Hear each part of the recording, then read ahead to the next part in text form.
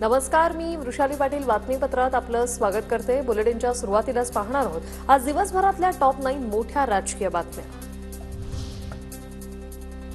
युती टिकवायची असेल तर तारतम्य बाळगून वक्तव्य करा। अजितदादांचं नाव न घेता सुरेश धसांवर निशाणा।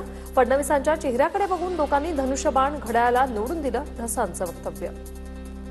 आपल्याला सगळ्यांना युती टिकवायची आहे।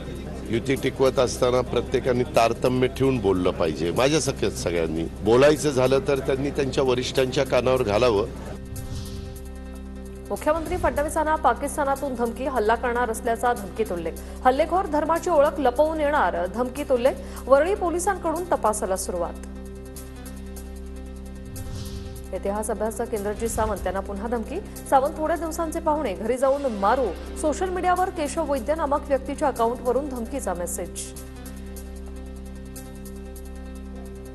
मी अजून ते बघितलेलं नाही आहे, नेमकं काय कुणी केलंय, काय केलंय, मी अजून त्याचा तपास घेतलेला नाही। ते घेतल्यानंतर मी याच्यावर माझे जे सहकारी आहेत मित्र आणि माझे जे वकील मित्र आहेत त्यांच्याशी चर्चा करून निर्णय। इंद्रजीत सावंतांच्या ऑडिओ क्लिपची सत्यता पडताळली जाणार। फॉरेन्सिक टीमकडून इंद्रजीत सावंतांचा जुना राजवाडा पोलीस ठाण्यात जबाब नोंदवण्याचं काम सुरू। संवेदनशील प्रकरणात काळजीपूर्वक बोला, मुख्यमंत्री फडणवीसांचा मंत्र्यांना सल्ला। तर योगेश कदमांचं बोलणं वेगळ्या पद्धतीने घेतलं गेलं, फडणवीसांची प्रतिक्रिया। हा सल्ला देईल की अशा प्रकरणात बोलताना थोडं अधिक सेन्सिटिव्ह आपल्याला बोललं पाहिजे।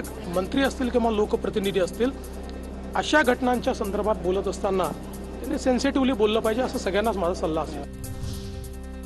दादांच्या राज्यातच सर्व गोष्टी का घडत आहेत? पोलिसांना आम्ही कसेही मॅनेज करू शकतो, हा गुंडांमध्ये आत्मविश्वास। संजय राऊतांची टीका। दादांच्या राज्यातच का घडत सगळ्या गोष्टी? पोलिसांना आणि कायद्याला आम्ही कशाही प्रकारे मॅनेज करू शकतो, हा आत्मविश्वास आहे गुंडांमध्ये। राज्यातल्या जवळपास 500 सरकारी सेवा आता व्हॉट्सअॅपद्वारे मिळणार। सरकारचा मेटा कंपनीशी करार, मुख्यमंत्री फडणवीसांची माहिती। व्हॉट्सॲप गव्हर्नन्सचा हा कॉन्सेप्ट आणलेला आहे। 500 सर्व्हिसेस यापुढे लोकांना व्हॉट्सॲपच्या माध्यमातून त्या ठिकाणी अवेल करता येतील। मंत्री धनंजय मुंडेंकडून अन्न व नागरी पुरवठा विभागाची बैठक। मुंडेंकडून जिल्हानिहाय आढावा, कुटुंब लाभार्थी तसंच अंत्योदय योजनेच्या अंमलबजावणी संदर्भात आढावा।